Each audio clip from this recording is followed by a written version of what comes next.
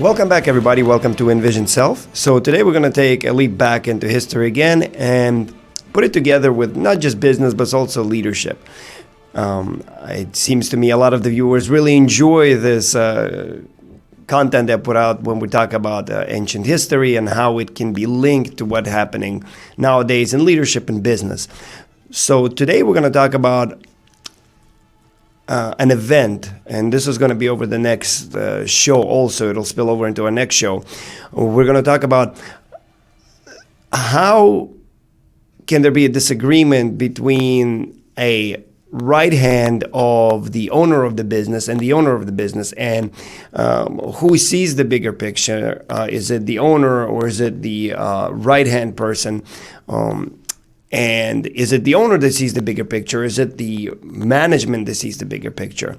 So that's something we'll be talking about through. Also, we're going to touch up on people that are always in the field, your management that's always in the field. And then we put somebody else above them who we think will do better, and they actually do not, and how all of that ties together. So once again, we always want to look at answers, not in just some books, but we're going to take a look at answers in history.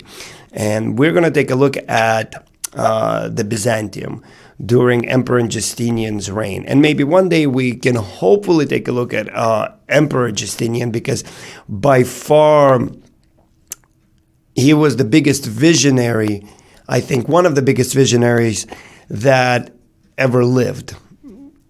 He dreamed of the United Empire, to put Rome back together.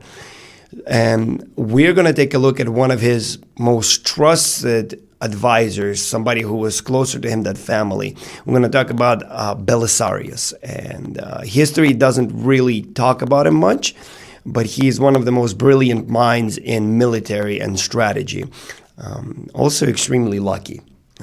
So we're going to take a look at after Justinian sent Belisarius to Africa to kind of reestablish the colonies there, and Belisarius was highly successful. And his next campaign was to unite Italy, to bring Italy back into the fold of the Holy Roman Empire, as what it says. We're going to go ahead and just time skip forward as we're finally getting to the point where we're taking over Rome. The Rome is back in a fold, but the Italy as a whole is not back in a fold yet.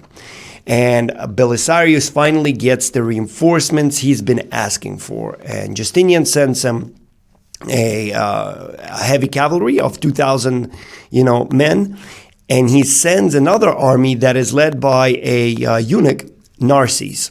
And Narses was the person that helped Justinian with a Nika revolt that we can discuss a little bit later on, maybe in some episodes down the line. But he was also a very trusted advisor. So as the three armies come together, Belisarius is supposed to be in charge of the entire thing. He has seen men through much. He has prevailed against, some would say, impossible odds. So what he asks John, one of the general of the heavy cavalry division, he asks him to go ahead and attack the countryside and drive the Visigoths back and take over some forts. His only command, his only stipulation is, do not leave any fort uncaptured. You must capture every fort, lest you'll be stranded on your own. And John takes to this with as much vigor as he can. John blazes through the countryside, attacking fort after fort, until he comes to Axilius, where this fort is very heavily fortified by Visigoths. And he looks at it and he goes, this is not the best for my army, and he just bypasses the fort. And then he comes to another fort. And he goes, this one is also fortified. I'm going to bypass it until he comes to Ariminum. And in Ariminum, it was a very loyal to Roman population, and they swing open the gates for him. So John comes in and takes over as Ariminum. Well, Ariminum, it was close enough to Ravenna, which was the capital of the Visigothic Empire at the moment. And John's thoughts were, If I am this close to the capital, the armies in the field will scatter and they will fortify themselves in Ravenna and we'll be able to take that. Unfortunate for him, he left 2 forts unattended where all the armies gathered.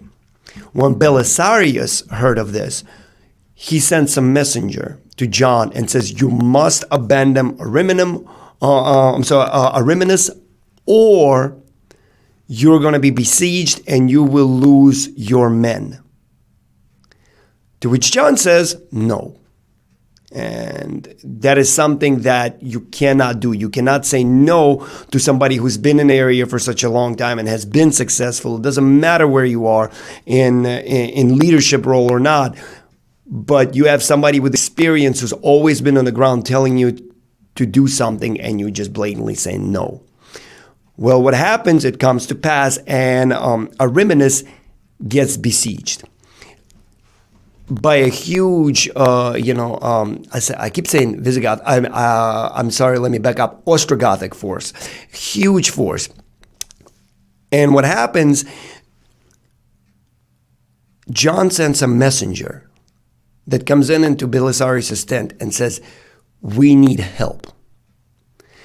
Belisarius denies. He says, I am not doing this. He has said no twice. Once he disregarded my orders, do not leave any town uncaptured. And the second time when I told him to pull back, he did not. I am not going to go save him and thus risking my entire army. And this is where Narses comes in. This is John's friend and also a general of another, of the Third Army, and says, you will sacrifice 2,000 men because of your own pride. No, we have to go save him. At which point Belisarius relents and says, fine, I'll go save him, but we're going to do it my way. And he does. He comes up with a brilliant plan. He scatters the Ostrogothic force without any fight. The way he splits his armies, it was great. John walks out, gaunt. They were on the brink of starvation. And instead of thanking Belisarius, he thanks Narses. So what happens is you have this division of power beginning to happen, where the actual leader on the ground is being subverted by the 2 newly appointed commanders. So let's move forward a little bit. Okay? How does this all come to a head? And it all comes to a head in a city that is Mediolanus, which is the second richest city in Italy. It is Roman occupied, and it is put to the siege. And they're asking for help. They say they cannot hold, they're going to run out of food. Belisarius, John, and Narses cannot agree on a plan.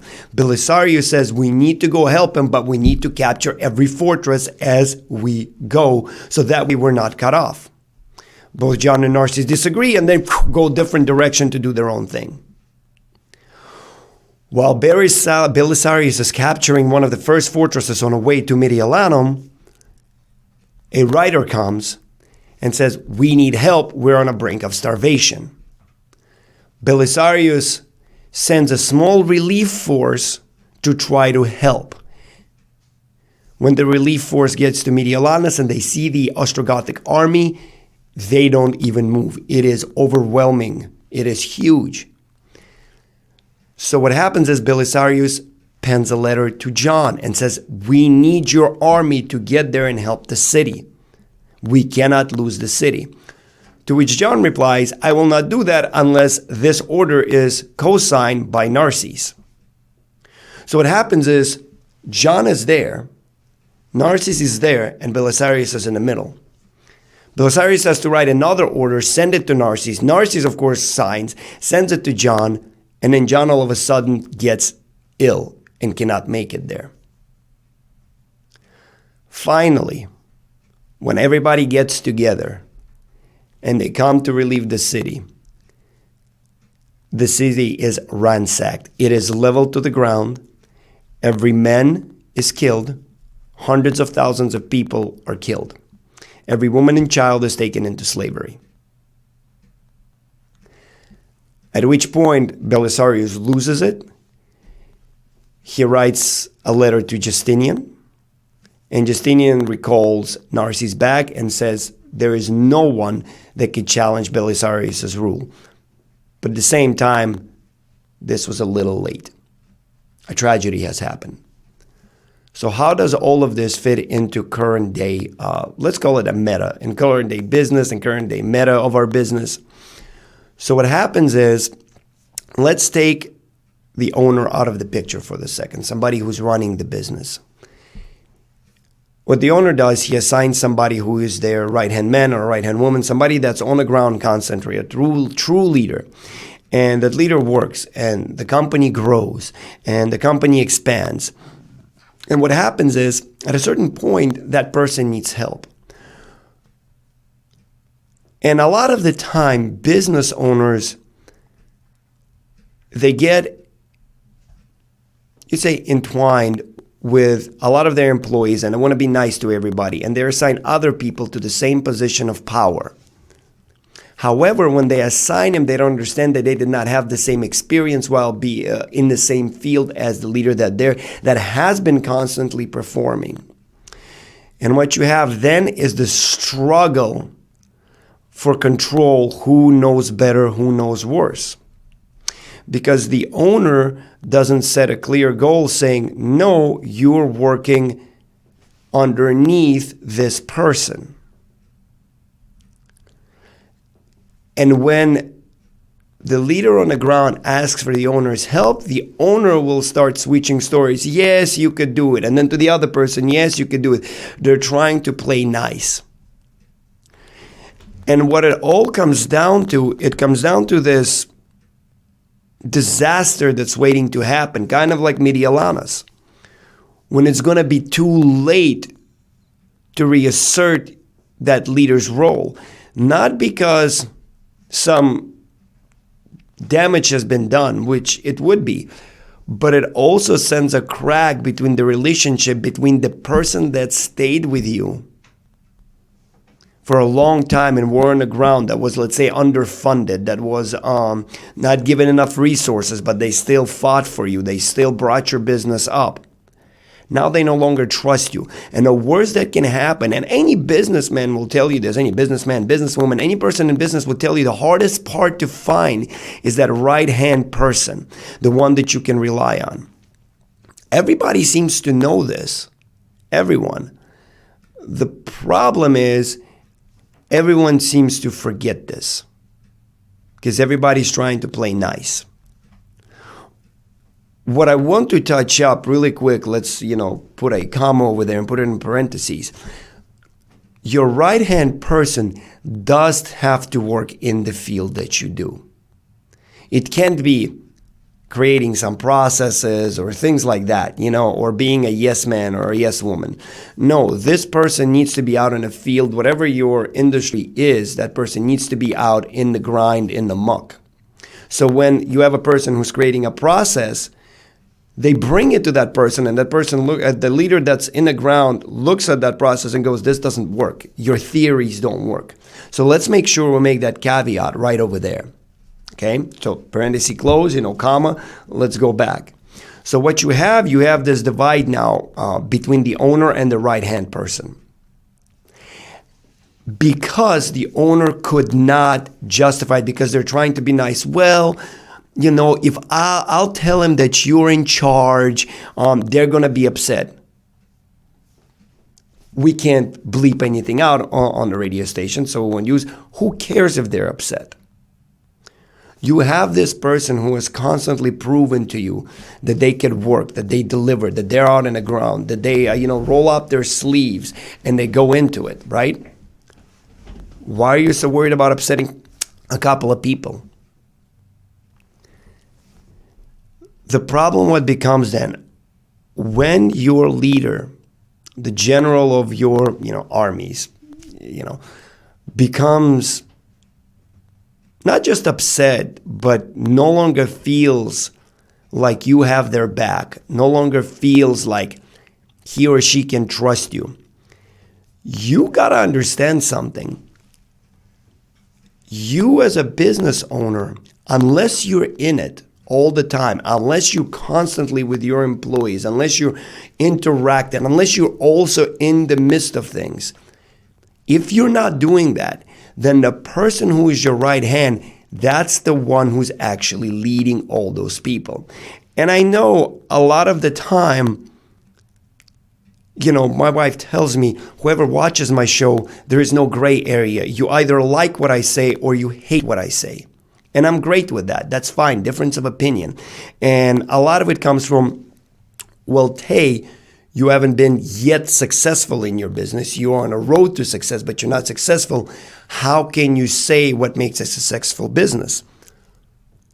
No one person makes a business successful. None. I don't care what you say, none. It takes a team effort and it takes employees.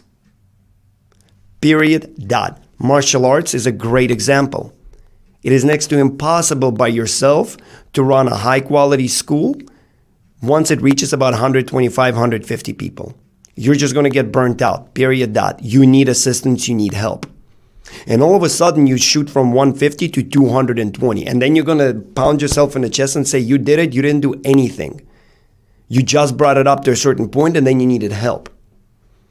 Listen to those employees, because throughout my career, working as an employee, working in manager, working in leadership, I see who brings up the company. If your owner is taking a step back, nothing wrong with that. Let's say they're pursuing other career choices or they want to, do something else. That's fine. That's great. That way nobody's sitting, nobody's being stagnant. But if you or the owner are not there, you have to make sure that you take care of the person who's taking care of your army. Because if you don't, that army is not loyal to you. They are loyal to the person leading them. And I don't care if you're the dude or the girl that writes the paycheck. In the end of the day, loyalty will override the monetary value. And if you have people in your company who will take monetary value over loyalty, they will run your company into the ground. I've seen it happen. I've seen companies flourish and I've seen companies close down. And I know it's very tough to hear, and I know some of you will turn this off, and I know some of you will say that's wrong. Look at history. Next episode, we're going to talk about what happened to Belisarius and Justinian. The crack that happened with what happened in Mediolanus went way farther, way more. It started exploding. We will touch up on that. Once again, remember, anytime you want to take a look at how to lead, what's happening in the business, look at history. History has everything. It has all the answers.